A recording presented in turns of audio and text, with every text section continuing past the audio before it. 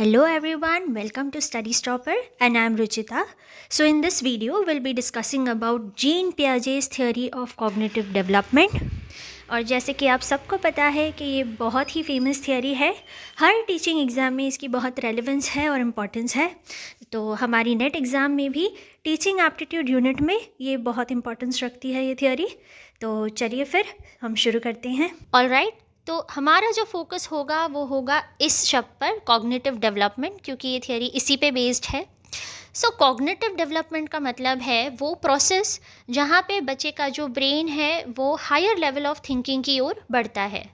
तो किस तरीके से, किस एज में वो क्या क्या सीखने लगता है और किस तरीके से एक हाई लेवल ऑफ थिंकिंग की ओर वो पहुंच पाता है, जहाँ पे वो चीज़ों को और एक लेवल ऊपर जाके समझने की कोशिश करता है, वही सारी चीज़ें जीन पियाजे ने हमें 4 स्टेजेस के माध्यम से बताने की कोशिश की है। तो ये सारे 4 स्टेजेस हैं, इन सबको हम एक एक करके पढ़ने की कोशिश करेंगे, समझते हैं। तो जो फर्स्ट स्टेज है वो है सेंसरी मोटर स्टेज। चलिए देखते हैं इसे। Okay, sensory motor stage. Now sensory motor का मतलब क्या है? एक तो बच्चे के जो सेंसेस है वो, एंड मोटर से यहाँ पे जो बॉडी पार्ट्स हैं, जो मोटर शब्द है वो बॉडी पार्ट्स को रिलेट करता है। जैसे बच्चे के हाथ पैर वो किस तरीके से चलने की कोशिश करता है, किस तरीके से बोलने की कोशिश करता है, सुनता है, तो ये सारी चीज़ें इसके अंदर आती हैं। So it extends from birth to the acquisition of language. Right, from birth से लेकर जब तक बच्चा थोड़ी बहुत अपनी लैंग्वेज सीखने लगता है या समझने लगता है सुन सुनकर, वहाँ तक ये स्टेज रहती है। Okay, infants progressively construct knowledge and understanding of the world by coordinating experiences from physical interactions with objects। अब यहाँ पे ये बहुत इंपॉर्टेंट है, physical interactions with objects। एक बच्चे के सामने आप ज़्यादा तो अपने आप को एक्सप्रेस नहीं कर पाएंगे, तो आप कैसे एक्सप्रेस करते हैं? उसके सामने कुछ चीज़ें रख के, राइट, उसको झूले में रखते हैं, उसे झुलाते हैं हम, या तो उसको टॉयज़ पकड़ा देते हैं, वो उसके साथ खेलता रहता है, उसकी आवाज़ सुनकर वो खुश होता रहता है ना। तो ऐसे ही वो ऑब्जेक्ट के साथ इंटरेक्शंस करके ही समझ पाता है कि ये एक पर्टिकुलर ऑब्जेक्ट है, इसमें से आवाज़ निकलती है। या एक दूध की बॉटल आप उसे पकड़ा देते हैं तो उसे समझ आता है हाँ इसमें दूध है, तो जब उसे भूख लगती है वो रोने लगता है, राइट। तो ये सारी जो अंडरस्टैंडिंग है वो उसकी कैसे डेवलप होती है? ऑब्जेक्ट्स के द्वारा ही डेवलप हो पाती है। दूसरा सिग्निफिकेंट फीचर जो इस स्टेज में है वो है ऑब्जेक्ट परमानेंस। ओके, जीन पियाजे ने उसे ऑब्जेक्ट परमानेंस का नाम दिया है। इसका मतलब क्या है? Object permanence is a child's understanding that an object continues to exist even though they can not सी और हियर इट। अभी हमने एक टॉय का एग्जाम्पल लिया, राइट। जब आप बच्चे के सामने कोई टॉय रख देते हैं तो उसकी आवाज़ सुनकर वो बड़ा खुश होता है, या उसे पकड़कर वो खेलने लगता है, वो बड़ी खुशी होती है उससे। जब वो टॉय उसके सामने से आप हटा देते हैं तो वो रोने लगता है ना। और फिर जब हम वापस उसे वो टॉय देते हैं तो वो दोबारा खुश हो जाता है, यानी उसे पता है कि ऐसी कोई चीज़ एग्जिस्टेंस में है। चाहे वो उसे अभी समझ नहीं पा रहा, सुन नहीं पा रहा, लेकिन उसे पता है कि ये चीज़ मेरे आसपास है, अगर मैं रोऊंगा तो ये मेरे सामने ला के रख दी जाएगी, राइट। तो उसे चीज़ों की पहचान होने लगती है, आवाज़ें सुनकर, देख कर वो चीज़ों को समझता है। ऑलराइट, तो सेंसरी मोटर स्टेज बहुत ही सिंपल थी, है ना। इसमें वो सिर्फ फिज़िकल जो उसके इंटरेक्शंस होते हैं ऑब्जेक्ट्स के द्वारा, तो वो इस तरीके से ऑब्जेक्ट्स को समझने में कामयाब होने लगता है। ऑलराइट, अब हम देखते हैं second stage. Okay, second stage को नाम दिया है प्री ऑपरेशनल स्टेज, जो कि 2 to 7 ईयर्स तक लास्ट करती है। It starts when the child begins to learn to speak at age 2 and last until the age of 7। Okay, यहाँ पे वो लैंग्वेज अपनी सीखने लगता है, थोड़ी बहुत समझने भी लगता है। ओके, पियाजे noted that children do not yet understand concrete logic and cannot mentally manipulate information। तो पियाजे ने यहाँ पे एक बात ये नोटिस की कि इस एज तक भी बच्चे जो है वो कॉन्क्रीट लॉजिक तक नहीं पहुँच पाते, है ना। उन्हें आप कुछ सिखा देंगे वो उसी तरीके से सीख लेंगे। उन्हें उसके अलावा अगर कोई बात पूछी जाए या आप उसे उस तो इस एज तक आप बच्चों को जो पढ़ा देंगे वो उसी तरीके से उसे ग्रास्प कर लेंगे, समझ लेंगे, लेकिन उसके पीछे का लॉजिक उन्हें अभी समझ नहीं आएगा, या वो उसे जानने की शायद कोशिश भी नहीं करेंगे क्योंकि वो अभी तक उस लेवल तक नहीं पहुँचे हैं। ओके, या अपने आप मैनिपुलेट करके वो चीज़ों को नहीं देख सकते। ठीक है, तो यहाँ पे लॉजिक अभी तक डेवलप नहीं हुआ है। यहाँ पे their interest increases in playing and pretending takes place in this stage. Okay, यहाँ पे उनका सबसे ज़्यादा इंटरेस्ट किन चीज़ों में होता है? खेलने में और प्रिटेंड करने में। बच्चे गेम्स नहीं खेलते कि मैं चोर पुलिस या ये सारी जो हमारी पुरानी गेम्स होती थी, या और कोई कार्टून देखकर वो अपने आप को प्रिटेंड कर लेंगे, इस तरीके से वो आपस में खेलने लग जाते हैं। However, the child still has trouble seeing things from different point of views.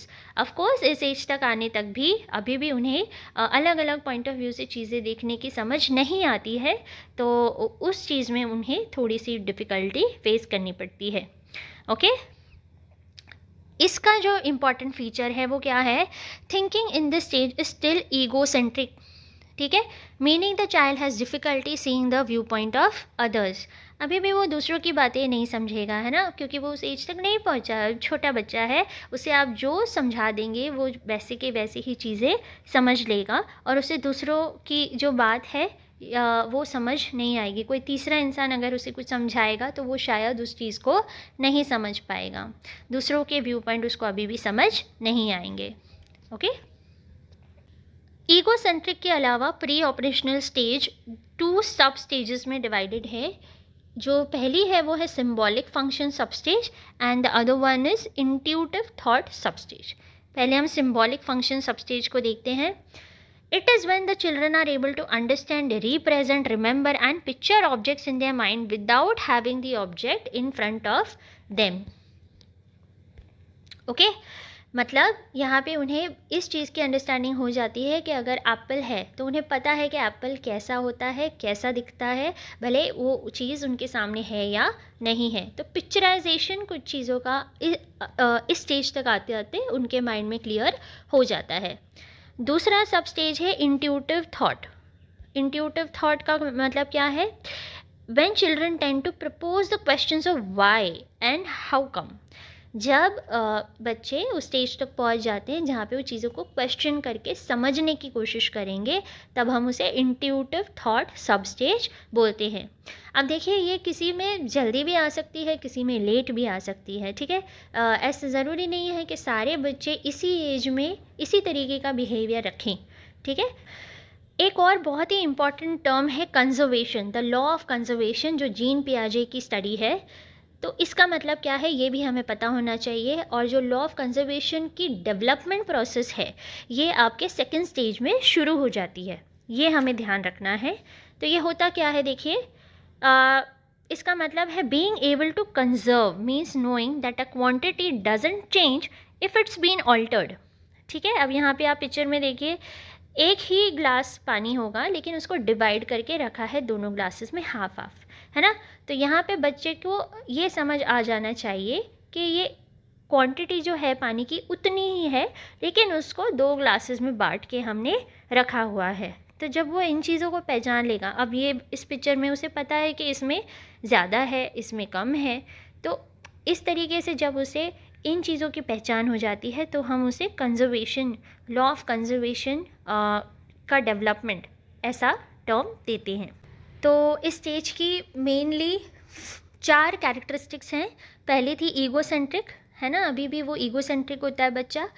और इसकी 2 सब स्टेजेस हैं जो है सिंबॉलिक एंड इंट्यूटिव, राइट। और चौथा जो इम्पॉर्टेंट कैरेक्टरिस्टिक है वो है law of conservation. Okay, now we move on to concrete operational stage. जैसे कि नाम ही बता रहा है अपने आप में ही, यहाँ पे जो बच्चा है वो अब कॉन्क्रीट तरीके से चीज़ों को समझने की शुरुआत कर देता है। और कॉन्क्रीट से मतलब इस स्टेज में एंट्री होती है लॉजिक की, अप्रोप्रिएट यूज़ ऑफ लॉजिक, यहाँ पे वो लगाना सीखने लगता है। ओके, ये अकर करती है between the ages of 7 and 11। यहाँ पे जो बच्चा है वो और मेच्योर और एडल्ट लाइक बिहेव करने लगता है।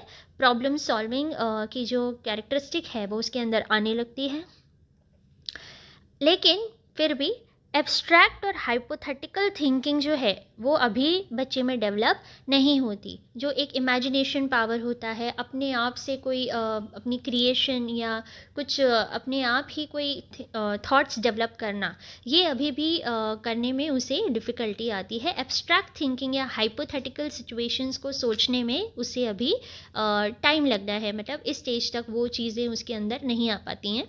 सो at this stage the children undergo transition where the child learns rule such as conservation.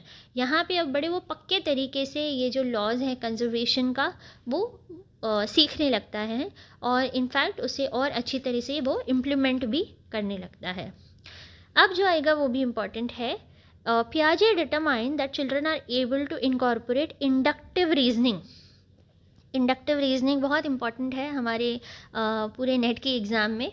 तो इंडक्टिव रीजनिंग का मतलब क्या है? Drawing inferences from observations in order to make a generalization. मतलब आपने एक चीज़ पे कोई टेस्ट किया, ठीक है, उसका जो आउटपुट आएगा आप उसे यूनिवर्सली डिक्लेयर कर देंगे कि जो एक चीज़ पे अप्लाई हो सकता है वो हर चीज़ पे अप्लाई हो सकता है। जैसे हमारी मेडिसिन्स होती है, सबसे बहुत ही फेमस एग्जाम्पल्स हैं ये सारे, ठीक है। तो आप एक अपने एक्सपीरियंस से ये मान लेते हैं कि हाँ ऐसे ही होता है, इससे अलग कुछ नहीं हो सकता।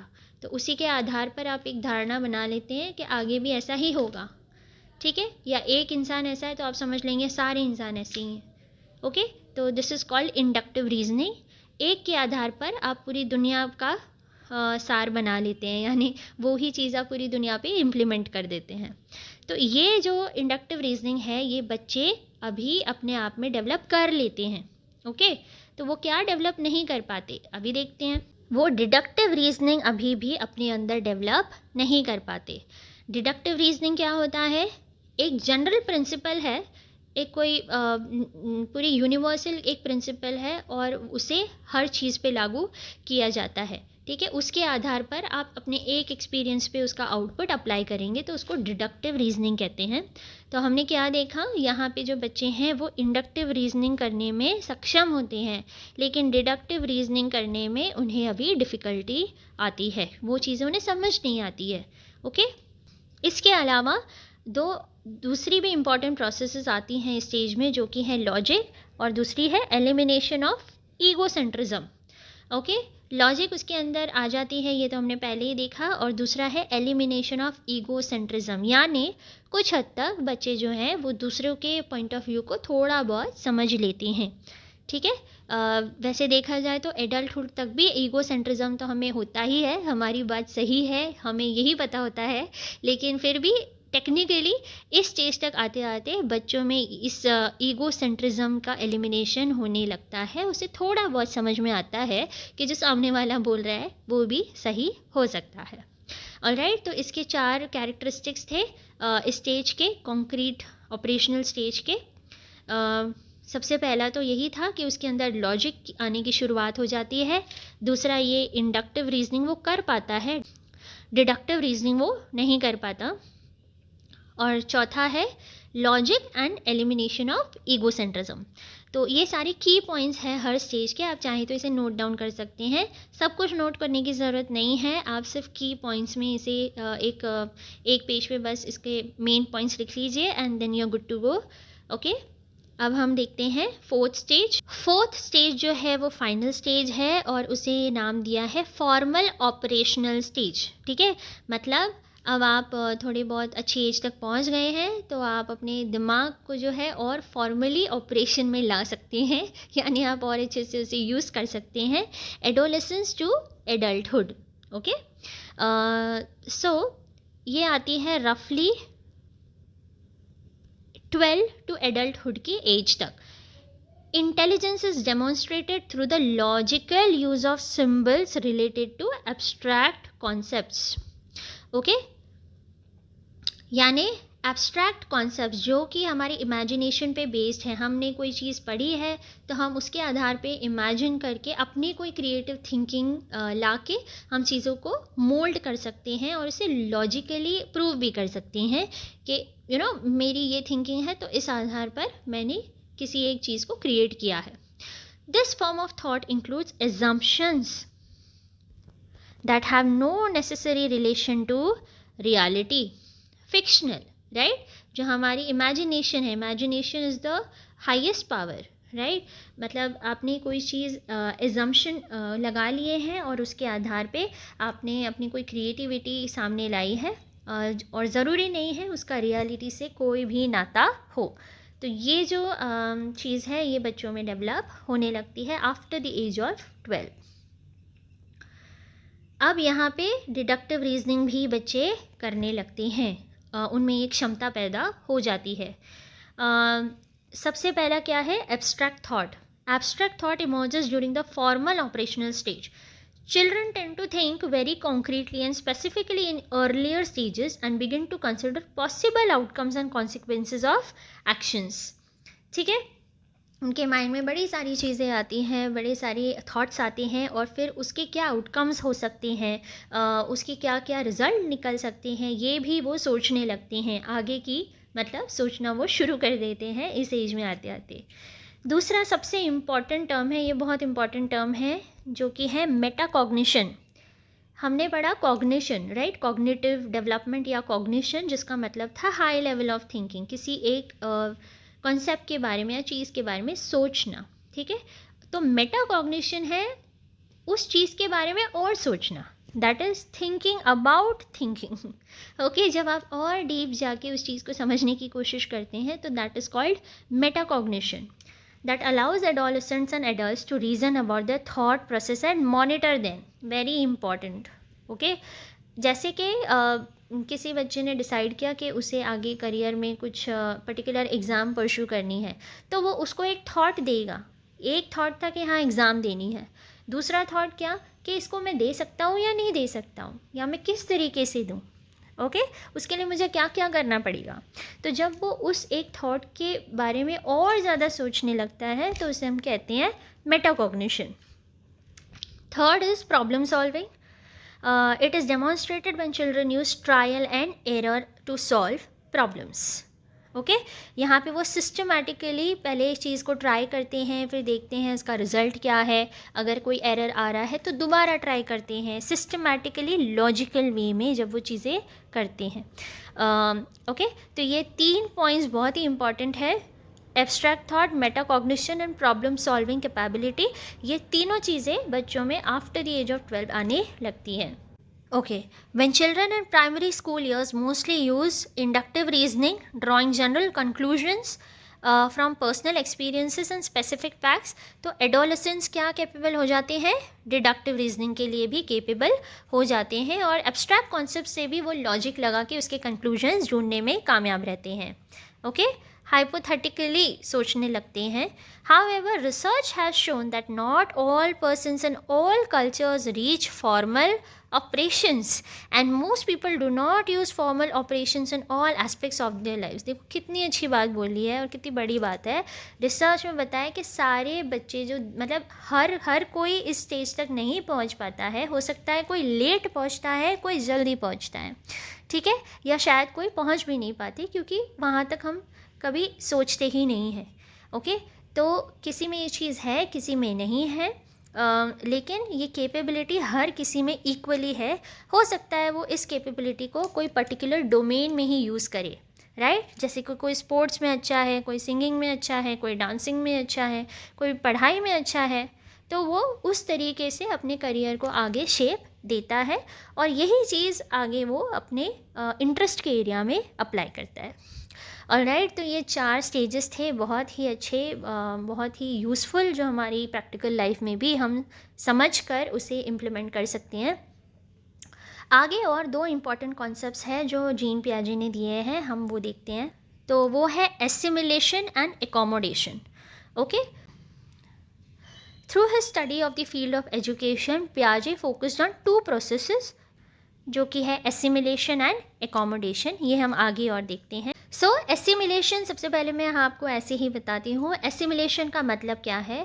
देखिए, यहाँ पे एक कॉमन चीज़ है हमारी एग्जिस्टिंग नॉलेज, ठीक है, एग्जिस्टिंग नॉलेज, जो चीज़ें हमें ऑलरेडी पता है, अब उसी में हम या तो कोई चीज़ें ऐड करेंगे या तो उसके आधार पर हम नई चीज़ों को समझने की कोशिश करेंगे। तो एसिमिलेशन जो है उसमें आपकी एग्जिस्टिंग नॉलेज वैसी की वैसी है, राइट, उसके आधार पर आप और दूसरी नई चीज़ों को समझते हैं। देखिए, assimilation is how humans perceive and adapt to new information. Okay, it is a process of fitting new information into pre-existing cognitive schemas.